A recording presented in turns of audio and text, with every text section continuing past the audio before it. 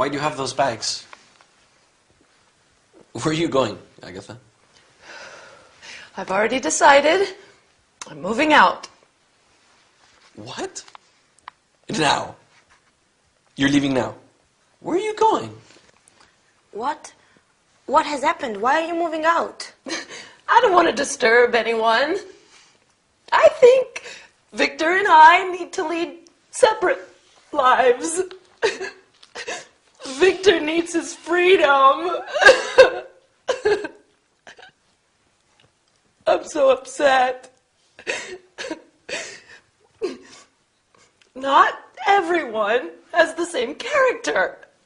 Elena, you're timid and shy. Victor's more reserved. Not everyone is sociable and outgoing like me. I'm too demanding. Now you're being dramatic. I don't fit in here. I'm leaving. I'm going to Betty's. Upset? Does it mean sad? Yes, a combination of sad and angry. Perhaps you didn't like the new furniture Victor bought while you were away. She said she liked the bookcase. Anyway, you're not moving out. Don't be ridiculous. When will you leave? I'm going to stay with Betty for a few weeks. Then I'll decide. Are you two fighting? No. Well, we had an argument last night. You just have to respect other people's decisions more. That's all. You don't have to move out. I think Victor is saying you just have to give him more space, but you don't have to move house to do that. Agatha, it won't be the same without you here. It's just sometimes you're stubborn and selfish. But you're also very caring, loyal, generous, funny. Funny like fun. Humorous. I'm demanding and bossy too, right? Listen, you two. I think we all have to calm down. I don't understand all the words you're using, but insulting each other is not going to help. Victor, you have a lot to do, and I am sure you've been a little anxious recently. Sorry, Agatha. When I'm studying for exams, I become very nervous. This is an important time for me. See? Agatha, he's apologizing, and I'm sure he's going to be kind and understanding from now on.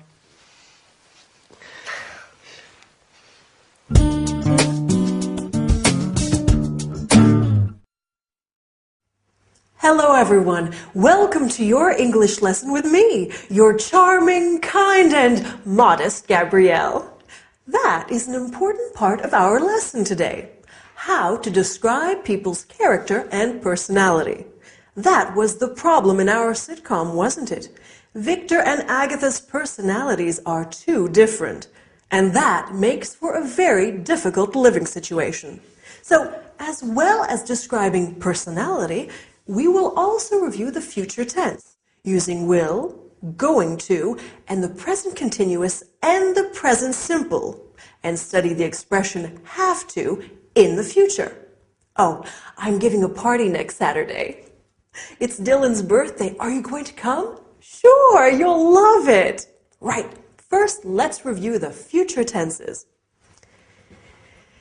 Do you remember when we use the verb to be plus going to? That's right. We use it to talk about future plans and intentions. Like when Agatha says, I'm going to stay with Betty. We also use it to talk about predictions based on what we can see at that moment.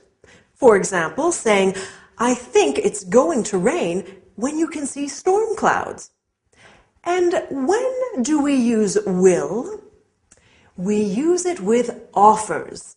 I will help you carry your bag. Promises. I won't come home late. Predictions without evidence. You'll love the film. And instant decisions. I'll have a ham sandwich. Now, to talk about the future, we also use the present continuous when we want to talk about future arrangements. For example, if I say, I'm meeting my friends tonight, I am talking about something that I have arranged to do. He's flying to Rome tomorrow. We're playing volleyball in the morning. We can also use the present simple for fixed future arrangements. I start my Spanish course next week. It begins at 9 o'clock. Wow, there are a lot of ways to talk about the future. Can you remember them all? Don't worry, you will. That's a promise. If we want to say that someone has to do something in the future, we use the expression will have to. For example, if you want to speak English well, you will have to study hard. If I want to buy a new car, I will have to save lots of money. Will have to stays the same in all persons. So we can also say, if Dylan wants me to cook dinner, he will have to wash the dishes. Okay, for his birthday, I'll do everything. Now, let's look at some ways that we can talk about character and personality. As I said before, I think I am charming, kind, and definitely modest. How about you? Are you timid and shy like Elena, or reserved like Victor? Or maybe you are like Agatha, sociable, loyal, and generous, but also stubborn, selfish, and demanding. My Dylan is such a sweet and caring man, but he can also be very moody at times. Lady Coco is loving and affectionate when she wants food, but she can be quite aggressive if I try to give her a bath. It's not easy being a mom. Speaking of which, I think it's bath time now for my little kitty cat. Wish me luck. See you next time. Bye.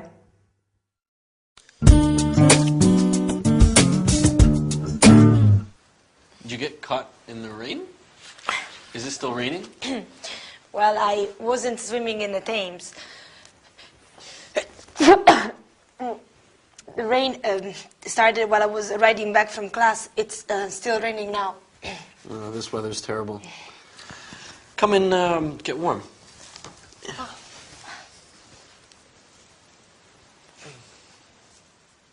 There you go. Is Agatha home? No, she was on her way to yoga when I came back from class. I hope you're not coming down with a cold. Your hair's still wet. There, pass me the towel. I'll dry it for you. Thanks. That feels nice. Last night, when I came back from work, it was also raining. That's London. If you move a little closer, I can reach the back of your head better.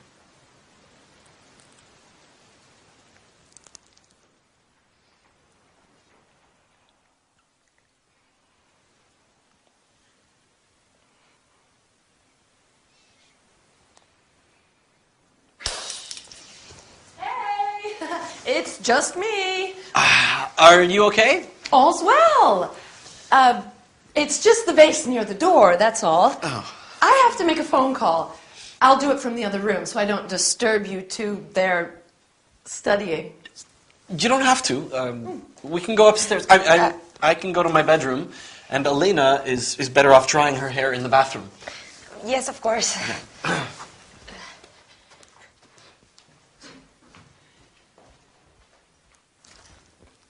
Oh, I have to tell Betty.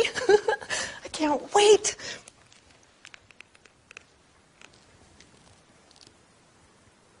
Good morning. May I speak to Betty Summers, please? Betty, you'll never guess. Betty? Oops. Sorry, wrong Betty. Could you put me through to Betty Summers, please? She works in the accounts department on the second floor, extension 566. Yes, I'll hold. Thanks. Betty, you'll never guess what my little brother was doing when I came home. He was sitting on the sofa kissing Elena. No, they were definitely kissing. It wasn't just a quick kiss. They were kissing when I arrived home.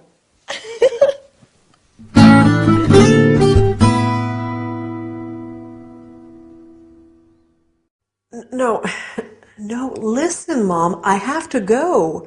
My lesson is starting. I'll call you back tonight. Bye.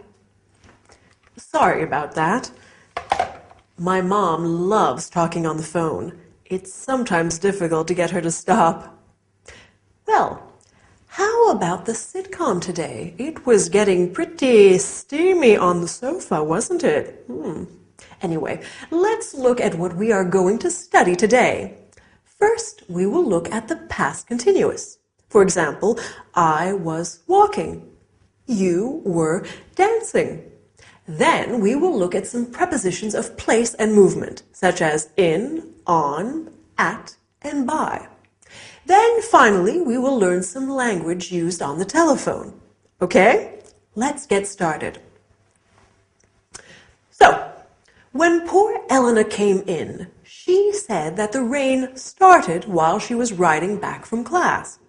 This is an example of the past continuous. The verb to be in the past, so was or were, plus the verb in ing. I was cycling. You were speaking. She was studying. We use the past continuous to describe an action that was in progress in the past. We often use it with the past simple to describe a long action interrupted by another action. For example, I was walking down the street when I saw John. She was washing the car when it started to rain. We also use it to describe two past actions happening simultaneously. As Agatha said, he was sitting on the sofa kissing Elena, meaning he was sitting on the sofa and he was kissing Elena. I was cutting the vegetables while Dylan was pouring the wine. Do you see? Now, let's look at some prepositions of place and movement. Has anyone seen my bag? Oh, here it is on the table. Oh, I'm so forgetful. I can't remember where I put my keys either. Ah, silly me. Here they are in my bag. I remember I put them into my bag so I wouldn't lose them.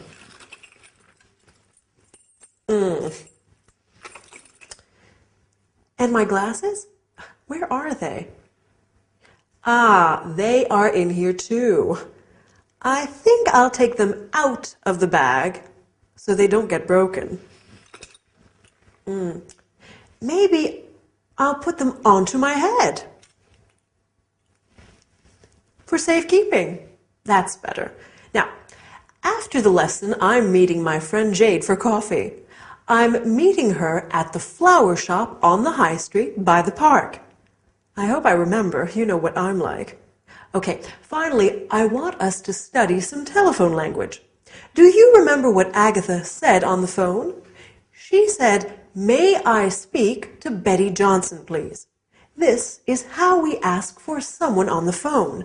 Then she said, "Could you put me through to?" This is what we say when we are talking to a secretary or receptionist of a business and want to talk to someone specific. Please hold on. To be on hold means to wait to be connected to someone. You often hear some really dreadful music while on hold. We also have some important phrasal verbs in the English telephone language.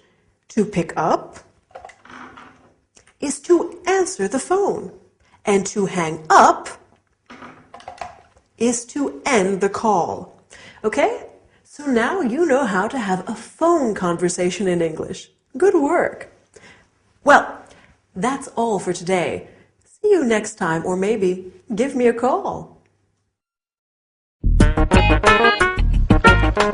Do you want green tea or black, Agatha? Oh, green, please. It's supposed to be very good for you. You've never had green tea before, Agatha. You said it tastes bitter. Are you starting a new diet? No, I just think I need to be a little healthier. When I was a young girl, I loved watching Mother make afternoon tea. Her grandmother taught her how to make a proper pot of tea. When we were children, Agatha and Betty would help Mum make her special jam drop biscuits. Oh, what are jam drop biscuits? They're biscuits, which you push your thumb into to leave a little hole to put the delicious homemade strawberry jam into. Dad and I love them. Our cousins always had apple cakes with their tea, but jam drops were our favorite. Although Aunt Mary has always made marvelous jams. This tea is good. Mom sent it from Manchester. That's where our grandmother's from. She goes often to visit relatives and old school friends. Oh, where are you two from originally? Well, Mom's family is from Manchester, and Dad's from the U.S. We spent our school years living with our dad's family in Arizona until he was transferred here with work. Then we lived in a flat in Flagstaff, and we used to visit our grandmother. Oh. On the farm, in the country. Okay, guys, I have something to tell you. I've just been to the doctor's and... Oh, is everything okay? You have been ill a lot recently. Have you taken those vitamin pills I left on the table? Victor, I'm pregnant. How long have you known? Have you told Harold? I've just spoken to him, although he's suspected for weeks. His transfer has just come through, and he's coming back to London for good. That's fantastic news. I wonder who that is. I'll go.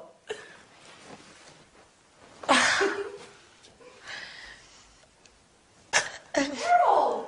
Oh, what a surprise!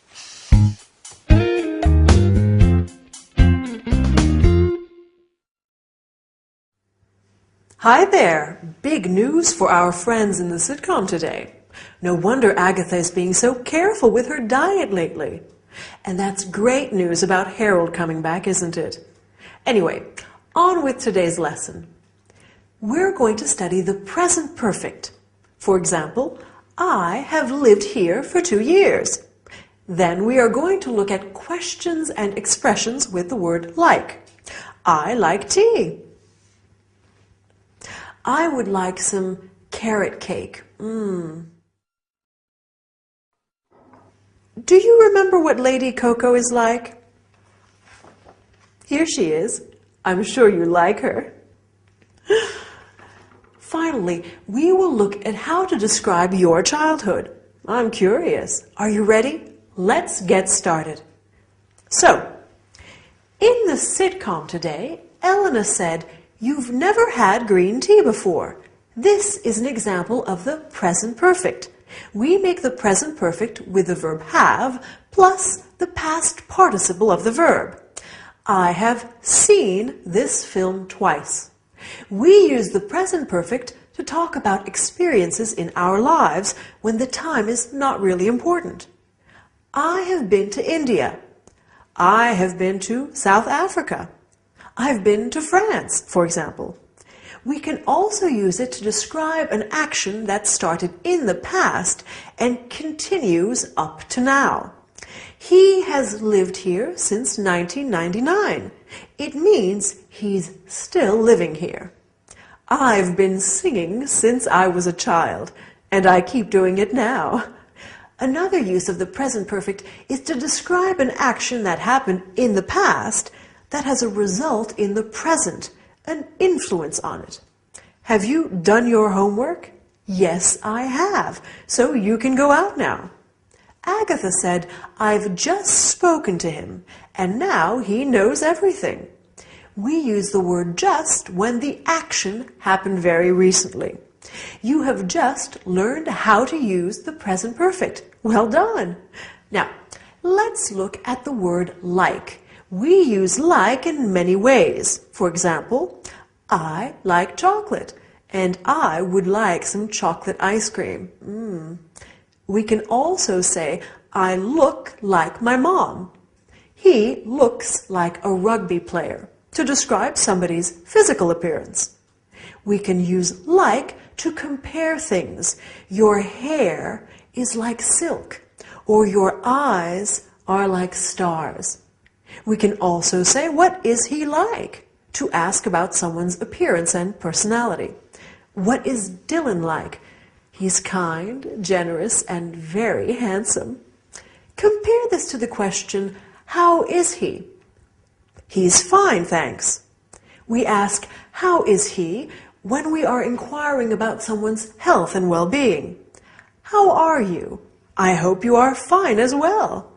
In our sitcom today, Agatha talks about her past. When we talk about our childhood, we often say, when I was a little girl, or when I was 14. We talk about our past using the simple past tense. Victor says, we spent our school years living with Dad's family. This is another way of describing our childhood. Agatha says, we used to visit our granny. We use used to talk about things that we did regularly in the past. When Lady Coco was a kitten, she used to play with her tail all day long. Anyway, that's all we have time for today. Hope you enjoyed the lesson. Bye!